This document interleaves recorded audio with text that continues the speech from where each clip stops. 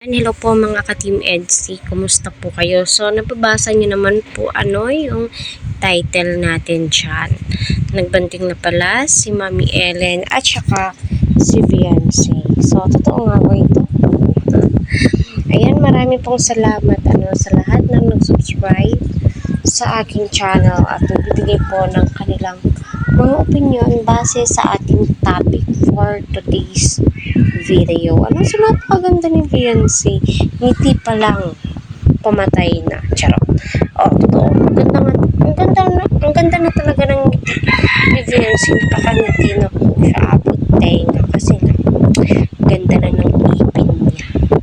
Sana all. Napakabait ng mga good Samaritan, mga sponsors ni Viancy. Thankful po si Viancy nang dumating si Edo sa buhay niya. Syempre, kasi nga, kung tutuusin, si Edo po talaga ang nagbigay napakaraming sponsor. Although, may sponsor naman po si Viancy nung hindi pa po niya katandem si Eds, pero bihira lang.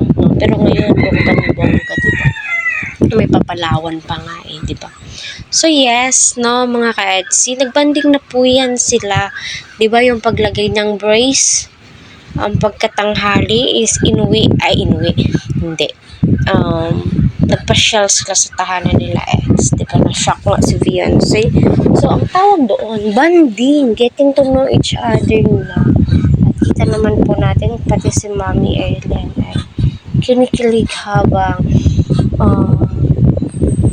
nagvo-vlog si Eds at saka si Viancy na-record po yung nakilig si Mami Ellen. So siguro sabi ni Mami Ellen, siya yung gusto kong babae para sa'yo. Kasi nga, tutuusin si Viancy ay gusto niyang tumulong sa gawaing bahay. Pero pinipigilan lamang po siya ni Mami Ellen kasi nga, bisita alangan naman pakilusin mo, diba? So, kita po natin na welcome po si Viancy sa tahanan nila ni Edo. So, mapapasana all ka lang po talaga, sa pamilyang ito at naway mapabilang din si Viancy sa kanilang pamilya, diba? So, excited ako. So, sana may pangalawang yugto po yun. Yung tipong maulit po muli. Yung maulit yung andyan si Mami Ellen. Yung banding po talaga nila.